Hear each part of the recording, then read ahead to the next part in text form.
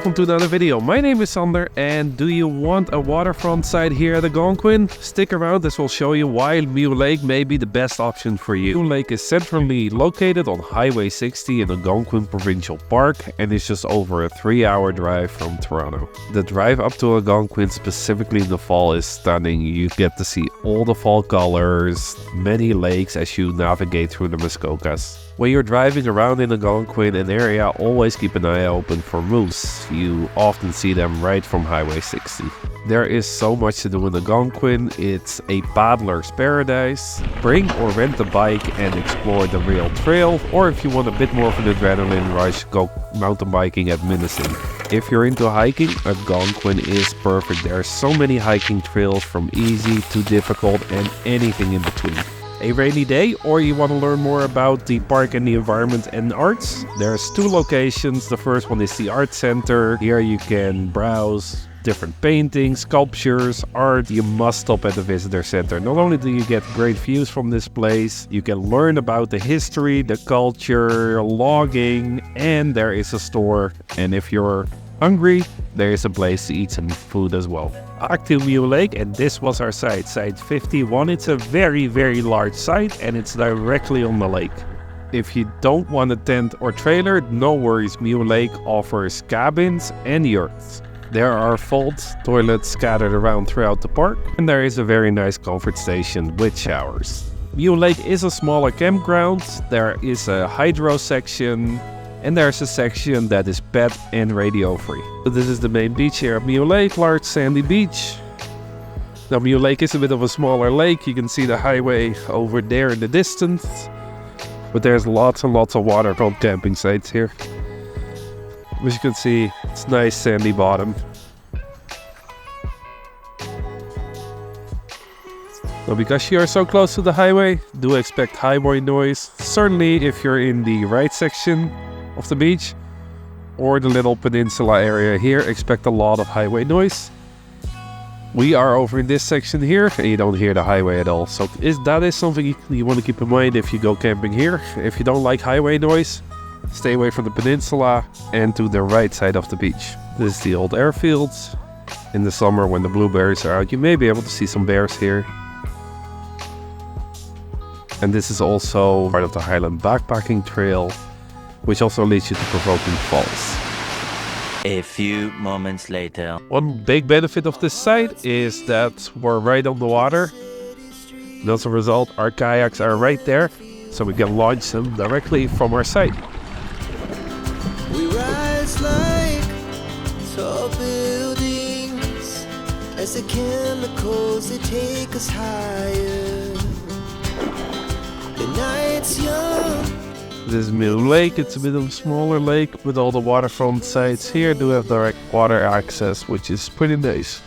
We wanna chase the night, wanna dance to the light, pull stars from the sky, just 2 hearts running wild. Never sleep, never stop, as we shout from the top.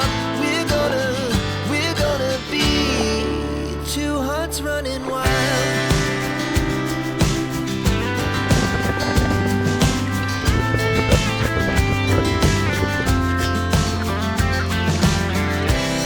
Now the morning is the afternoon. 3 hours later. So let's go and do the trail. So we parked by the Big Pines Trail. This is also where the connector trail is to the lookouts. It is a bit of a detour. As you can see, it's a 450 meter connecting trail.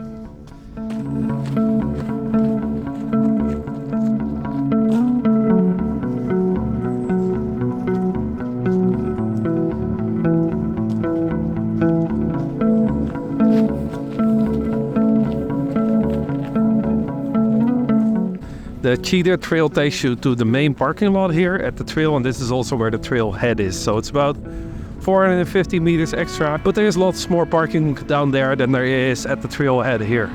While Highway 60 is a regular highway, and of course you don't need a permit to drive on the highway. The moment you get off the highway to do some trails or want to enjoy the park's facilities, you need a permit. This is the lookout trail. It's just under 2 kilometers and you get a nice view.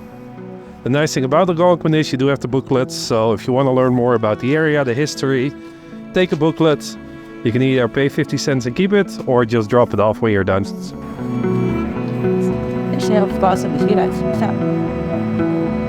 Just a warning here, if you do this trail with kiddos or four-legged friends, you are visiting a cliff, so be careful. How does it feel? So the posts have numbers, the numbers relate back to the numbers in the booklet, so you can read more about the particular spot here.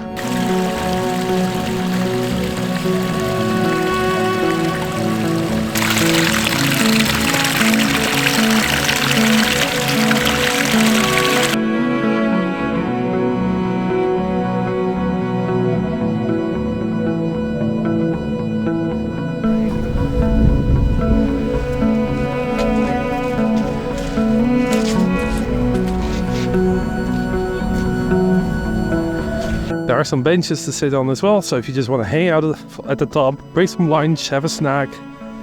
Not a bad spot to do it at all, as you can see.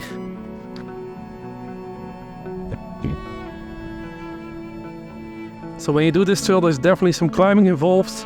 Definitely not wheelchair or stroller accessible, but you do get a beautiful view. Just, take it easy. Hang out at the top, bring a snack, bring some water. And it's absolutely worth it. It's a short trail.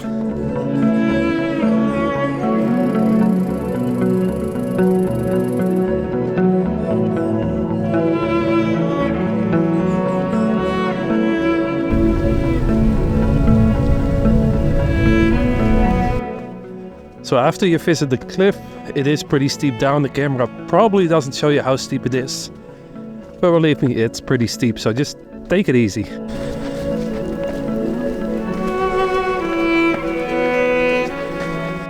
So that was the trail. It's a loop. It's only 2 kilometers, pretty easy. Definitely not wheelchair accessible or stroller accessible. But overall, I'd say definitely worth it. The view is nice. Certainly if you come a couple weeks earlier, we are here at October 20th. So most of the leaves are gone, but I'm sure a couple weeks ago you would have had an amazing view from here. Because it's a shorter trail, it tends to be very, very busy here. It's one reason why we parked at the Big Pines. It tends to be pretty crowdy near the lookout, so keep that in mind. Here's a pro tip. If you want to avoid the crowds, either go early or late in the day. That way the parking lot is typically mostly empty, so there's a pro tip for you. Eventually. So let's talk about Mew Lake and why Mew Lake may be a great option for you here in Algonquin. First of all, the location is right in the center of Highway 60. You're close to the Lake of Two Rivers store, so if you want some food, some ice cream or some basic supplies, it's right there. You're close to the dump.